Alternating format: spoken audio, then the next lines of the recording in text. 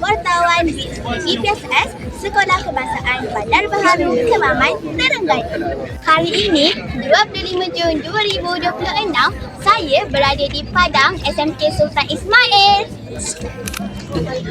Betul-betul panas dan gempak kan? Kenapa?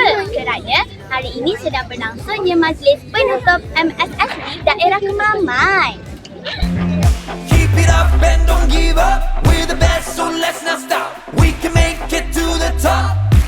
Gagah melangkah, menggapai cita, tabah menghadapi cabaran. Bersatu teguh, bercerai roboh, bersama capai. Dengar tak suarakan gemuruh di belakang saya ni? Semangat kesukanan memang top. Jom kita tengok atlet-atlet kita. Jangan ke mana-mana. Jom! Juara,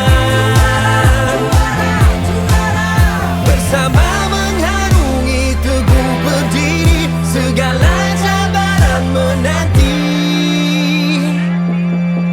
Bersama mencapai cita-cita, usaha dan berjaya demi nama Malaysia.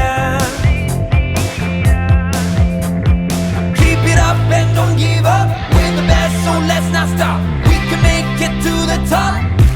Gagah melangkah, menggapai cita, tabah menghadapi cabaran. Bersatu teguh, bercerai roboh, bersama capai kejayaan. Terhingga kepada semua pegawai-pegawai kejohanan KOM daerah Kemaman. Terima kasih. Tanya kepada para pemenang yang kurang bernasib baik, kita akan cuba lagi pada tahun depan.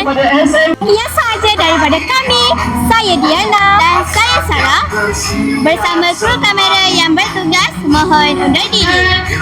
Dan jangan lupa, kekal aktif, kekal sihat. Your best buddy. Bye-bye. Gagah melangkah, menggapai cita, tabah menghadapi